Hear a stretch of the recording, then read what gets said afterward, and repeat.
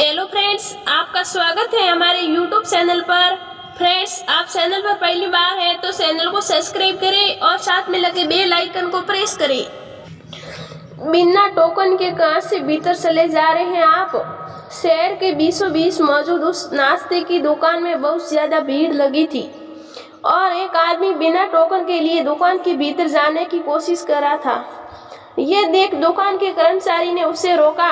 मुझे काउंटर पर बैठे उस आदमी से कुछ काम है, ये कहते हुए वो दुकान के भीतर जाने के लिए आगे बढ़ा, लेकिन तब उस कर्मचारी ने उस आदमी की बाह पकड़कर एक और खड़ा कर दिया।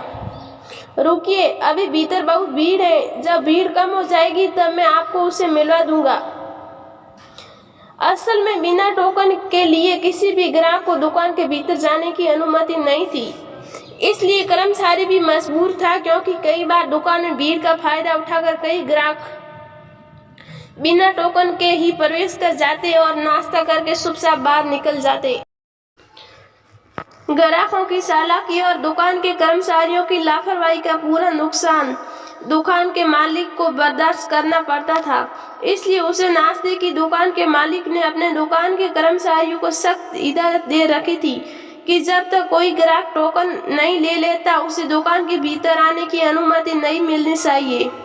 दुकान के बाहर दुकान में मौजूद व्यंजनों के कैटलॉग के साथ साथ टोकन देने की पूरी व्यवस्था की गई थी, ताकि किसी भी प्रकार की हेराफेरी से बचा जा सके। लेकिन इन सब के बावजूद आदमी बिना टोकन के लिए भीतर जाने का प्रयास कर रहा था। खैर, दुकान के कर्मचारी ने उसे वहीं एक किनारे रुकने का इशारा किया और काउंटर पर बैठे उस दुकान के मालिक के पास गया। दुकान के कर्मचारी ने दुकान के बाहर खड़े उस शख्स की ओर इशारा किया और बताया कि वह आदमी आपसे कुछ करना चाहता है। दुकान का मालिक ग्राहकों से टोकन के रुपये वसूलने में व्यस्त था, इसलिए उसने उस आसन सी वेशभूषा में देख रहे आदमी की ओर कोई खास गौर से नहीं देखा और उसे यूं ही खड़ा रहने का इशारा किया। वह आदमी दुकान के बाहर एक और अपनी जगह पर खड़ा रहा और उस दुकान की भीड़ कम होने का इंतजार करता रहा। जब दुकान की भीड़ कम हुई तो काउंटर पर बैठे उस आदमी के मालिक की नजर उस आदमी पर दोबारा गई। दुकान के मालिक ने उन्हें आदमी के भीतर आने का इशारा किया। कहिए, क्या बात है, आप मुझसे कुछ कहना चाहते हैं? उस आदमी ने अपनी जेब में हाथ डालकर एक 500 का नोट निकालकर काउंटर पर रख दिया। मैं अभी थोड़ी देर पहले आपकी दुकान पर नाश्ता करके आया था और टोकन के लिए मैंने आपको 200 रुपये का नोट दिया था। दुकान में भीड़ बहुत ज्यादा थी और मैंने ध्यान भी नहीं दिया।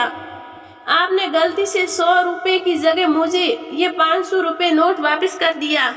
ये कहते हुए उस आदमी ने वह 500 रुपये का नोट उस दुकान के मालिक की ओर बढ़ा दिया। आप अपना ये 500 का नोट रख लीजिए और मुझे मेरे 100 रुपये दे दीजिए। दुकान का मालिक उस आदमी की बात सुनकर आश्चर्य में पड़ गया, लेकिन अपनी साफ नीयत का परिचय देते हुए दुकान ने मालिक से कहा, मुझे नहीं लगता कि मैं ऐसी गलती कर सकता हूँ।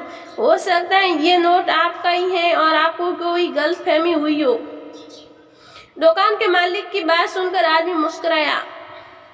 गलतफहमी का तो कोई सवाल ही नहीं उठता, क्योंकि आज सुबह से ही मेरी जेब में मात्र एक वही 200 का नोट पड़ा था, जिससे मैं 100 रुपये का भोजन मैं आपकी दुकान पर कर चुका हूँ और 100 रुपये किराया देकर अब वापस अपने घर जाऊंगा।